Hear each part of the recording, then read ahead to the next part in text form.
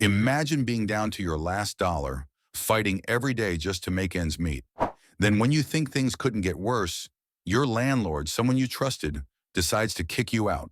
For Sarah and her two children, this was not just a struggle, it was a nightmare. They had no place to go, no savings, and no one to turn to. But what happened next is nothing short of unbelievable. The very person who caused their downfall might just be the one to change their fate forever. How can a desperate situation turn into an opportunity? Stay tuned. Sarah Jenkins, a single mother of two, had always been an optimist. Despite the many challenges she faced, she tried to shield her children, Emily and Lucas, from the harsh realities of life. But lately things had been tough. She worked long hours as a waitress at a local diner, her hands always aching from the endless washing of dishes, her feet sore from standing all day. Every week was a new battle to keep the lights on, put food on the table, and make sure her children felt safe. The small apartment they lived in was their sanctuary, a place where they could escape the chaos of the world outside. The faded wallpaper, the broken lamp in the corner, the creaky floorboards, they all had a story. It wasn't much, but it was home. Emily, Sarah's eldest at 12, was an imaginative, gentle girl who dreamed of becoming an artist. She would spend hours drawing in her sketchbook, her creations a reflection of her hope for a better world. Lucas, only 7, was an energetic boy, always curious, with a big heart. He looked up to his older sister, and they shared an unspoken bond of resilience. But things were starting to fall apart. Their landlord, Mr. Wilson, had always seemed kind. He would chat with Sarah in the hallways, asking about the kids and showing interest in their lives. Sarah had always believed he was understanding. When they first moved in, he promised that as long as they paid their rent on time, there would be no issues. But over the last few months, the rent had become more and more difficult to pay. The diner had cut back on hours, and Sarah's tips had dwindled as fewer customers came in. One fateful evening, just as Sarah was putting the kids to bed, she received a call from Mr. Wilson. The conversation that followed would change their lives forever. "Sarah," his voice was cold, "I need you to vacate the apartment by the end of the month. I'm raising the rent, and I know you can't afford it. I'm sorry, but that's how it is." Sarah was stunned. She pleaded with him, explaining her situation, but Mr. Wilson was firm. He had a new tenant lined up who was willing to pay more. The words cut deep. She had no money saved for another place, and even if she did, the rent in the city was far beyond what she could afford. She was trapped. As the days passed, Sarah's world grew smaller. The walls of her apartment, once comforting, now felt suffocating. She tried to reach out to family and friends, but most were in no better position. Sarah was forced to look at her children, knowing she couldn't provide the stability they so desperately needed. The neighborhood around them, once full of life, had become a reflection of Sarah's own struggles. A few blocks away, abandoned buildings stood like ghosts, reminders of the town's past prosperity, now consumed by poverty and neglect. It seemed as though everything that once had meaning was slipping away. Yet despite it all, Sarah had a spark of hope left. There was something she wasn't ready to give up on: her family's future. She wasn't ready to let Mr. Wilson's decision dictate their lives. But with time running out, Sarah knew that she would need a miracle to turn things around. Sure, here's the rising action portion of the script, with a focus on deepening the emotional stakes, introducing interactions and challenges, and setting up the twists and betrayals. The days leading up to the eviction were filled with a sense of dread. Sarah's every thought was consumed by the looming deadline, the weight of uncertainty pressing down on her chest. She couldn't sleep, she couldn't think, and most of all, she couldn't figure out how to make the eviction notice go away. She tried reasoning with Mr. Wilson again, but each call was met with his cold indifference. He was unsympathetic to her plight, his words sharp and final. But Sarah had no choice but to try one last time. With trembling hands, she drafted a letter, pleading for just a little more time. She wrote about her children, about her promise to them, about the hard work she had put in. She explained the situation, telling him how much she wished she could pay the increased rent, but simply couldn't. After days of writing and rewriting, she sealed the envelope and walked to his office, hoping for some sign of mercy. When she arrived, she found his office door ajar. Mr. Wilson was sitting at his desk, his back turned to her as he conversed with a new tenant. The man was middle-aged, dressed in a suit, and appeared affluent, someone who could easily pay the inflated rent. The conversation was barely a whisper, but Sarah overheard enough to understand the real reason for her eviction. She learned that Mr. Wilson had been courting this tenant for weeks, promising him a premium apartment at the exact location Sarah and her children had called home for years. He had even been planning the rent hike for months, knowing Sarah couldn't afford it, but pretending to be the benevolent landlord. His dealings with the new tenant were part of a bigger plan to cash out on the property. It was the last straw. Sarah's heart sank as betrayal washed over her. "Mr. Wilson," Sarah's voice quivered as she stepped into the office. He didn't turn to face her immediately, but the air between them shifted. There was no more pretense of kindness, no warm smile, only cold business. He looked up. "What is it, Sarah?" Sarah faltered. She had rehearsed this, but now that she was here, the words didn't seem to matter. "I came to ask for more time. Just one more month. Please, my children?" "I've told you before, Sarah. I'm sorry. The new tenant is offering more money, and I need to make this adjustment. You have until the end of the month. It's final." His voice was firm, no sign of the compassion he had once shown. And then, as if to punctuate his point, he stood up and opened the door, signaling the conversation was over. She was dismissed. That night, Sarah couldn't hold it in anymore. She cried, deep sobs racking her body as she sat on the old couch. The same couch where Emily and Lucas had spent so many cozy evenings. How was she supposed to explain to them that their home, everything they had, was slipping away? How was she supposed to keep her promise to them, to protect them from the world that seemed to have no room for their dreams? But just as the despair began to overwhelm her, Emily entered the room. The look in her daughter's eyes was different. She seemed to sense that something was terribly wrong. "Mom, what's happening? Why are you crying?" Sarah wiped her tears away, forcing a smile. "It's nothing, sweetie. Just a little stress. We're going to be fine. Don't worry about it." Emily didn't seem convinced. She walked over to Sarah and sat beside her, her small hand gently brushing her mother's. "I drew a picture today. You'll see. I know things will get better." Emily handed her the drawing, a beautiful, albeit simple sketch of a house with a heart in the center. The words "home" were written at the bottom. Sarah's heart broke at the innocence of it. She had always tried so hard to protect Emily and Lucas from the truth, but now it seemed inevitable. How could she make her children understand that their home was about to be torn apart? Lucas came into the room then, his curious face lighting up when he saw Emily's drawing. "I want to make a drawing too, Mom. I'll draw you and me and Emily together. We'll always be together, right?" The thought that they might be separated, that this little world she'd worked so hard to build could be shattered, was almost too much to bear. The next few days were a blur of frantic packing, phone calls to shelters and friends who might be able to offer help. But time was running out. The eviction day loomed ever closer, and Sarah realized, despite everything she had done, there were no easy solutions. The world was not going to hand her an answer. She had to find her own way. Then came a surprise. One afternoon, as Sarah returned home from a long shift, she found Mr. Wilson waiting by the door of the building. His usually aloof expression was replaced by something she hadn't seen before. Uncertainty, even guilt. "Sarah," he began, his voice softer than usual. I need to talk to you." She wasn't sure what to expect. Was he coming to add insult to injury, or did he finally realize the depth of what he was doing? "What is it, Mr. Wilson?" Sarah asked, trying to mask her suspicion.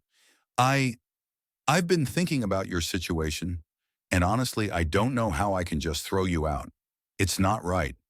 There's a part of me that feels guilty about it." Sarah's heart skipped a beat. Was this a change of heart? Was he going to offer her a chance to stay? "You were always a good tenant, Sarah. I don't know what came over me. It was the money. The new tenant's offer was too good to pass up, and I got caught up in it." Sarah stood still, unsure whether to believe him. Was this some kind of manipulation, a game to get her hopes up? Or was he truly remorseful? "But it's too late now. Mr. Wilson continued, his voice losing some of its edge. The new tenants already made the deposit. I don't have a choice. I'm sorry. Sarah's heart sank once again. It was as if a fleeting glimpse of hope had been offered, only to be snatched away. She couldn't understand. How could he turn around like this, showing regret but still going through with the eviction? The worst part was that he wasn't done. There's one thing, though, he said. I can't reverse the decision, but I do have one offer for you. I've heard about a new property coming up nearby.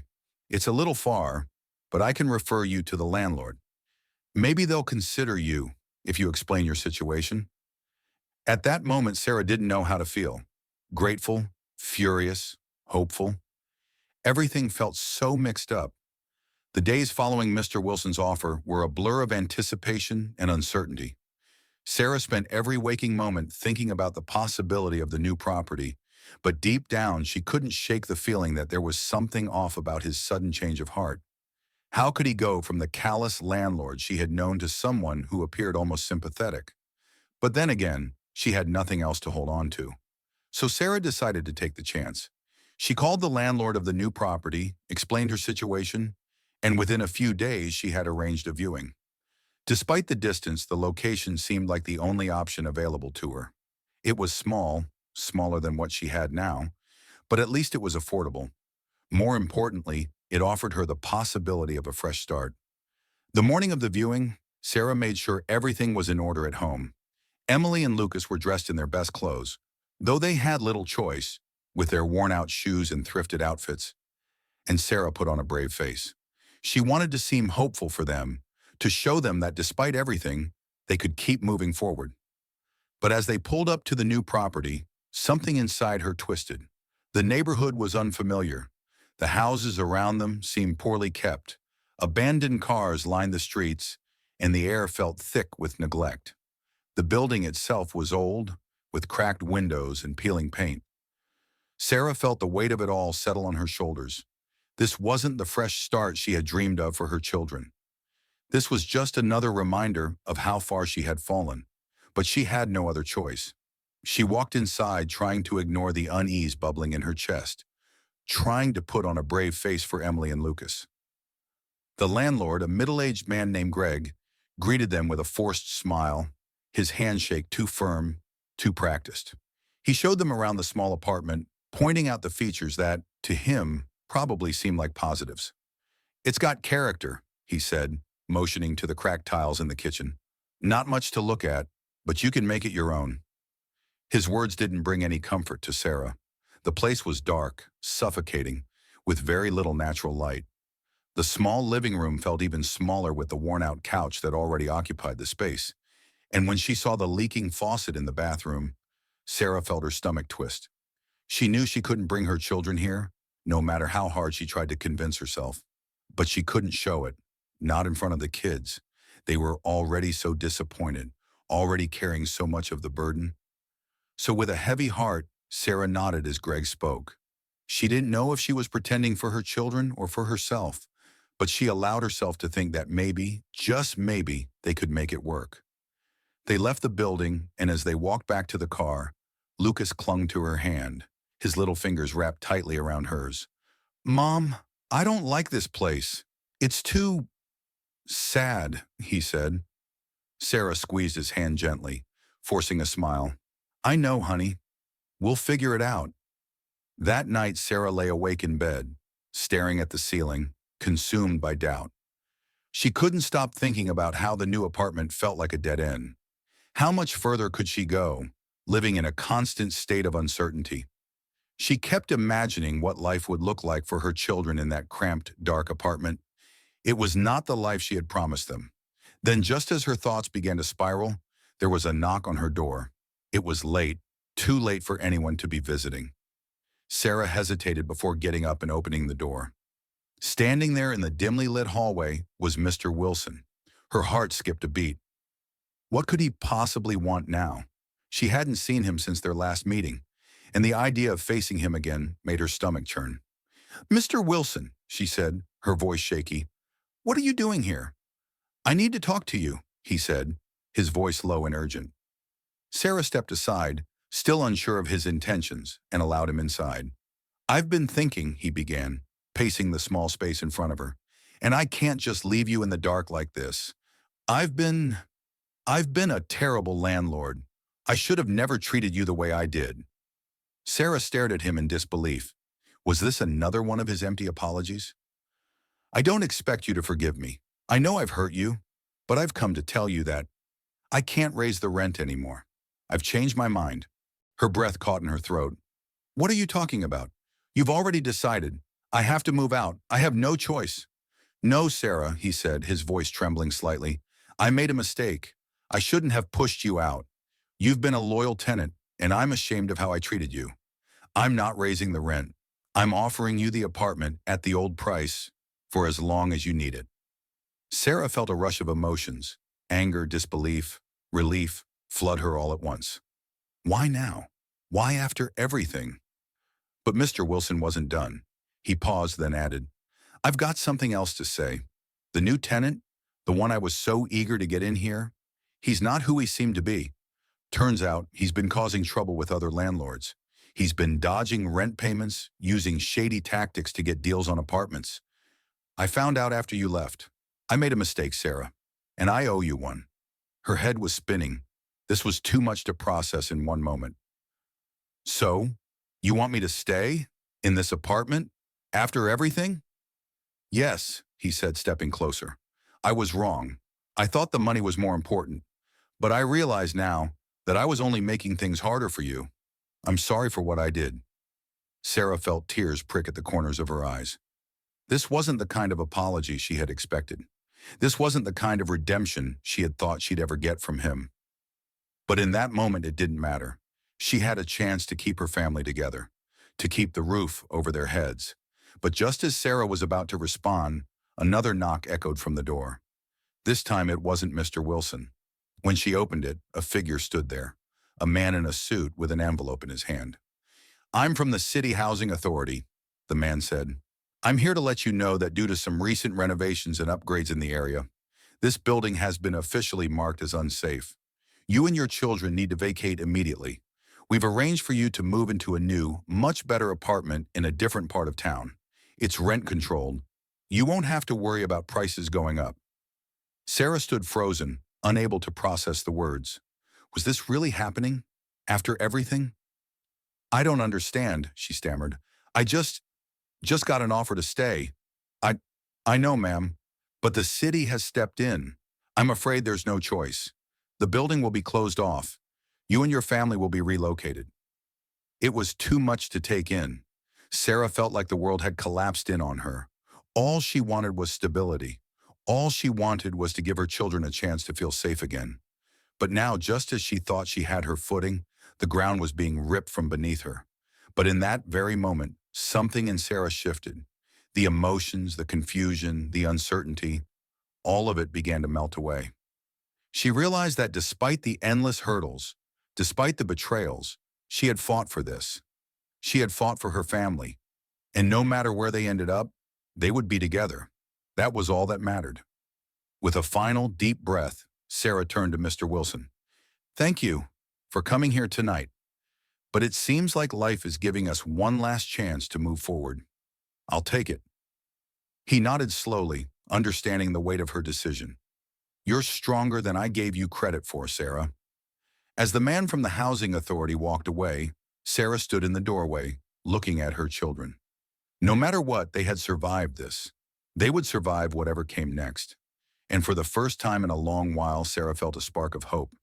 She had learned that no matter how broken things seemed, there was always a way forward. She wasn't giving up. Not now, not ever. Weeks passed since Sarah's life had taken a dramatic turn. The dust had settled, but the effects of the tumultuous events still lingered, shaping their future in ways she hadn't anticipated.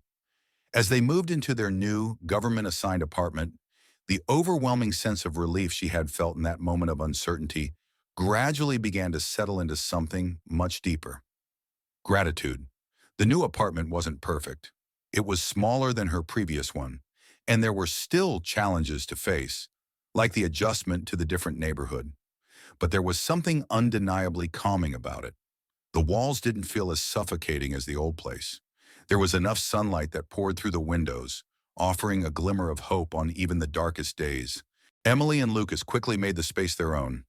Emily, ever the optimistic one, took to decorating their new rooms with a flair that reflected her creative spirit, while Lucas had settled into a little corner by the window, where he spent hours drawing and imagining new worlds.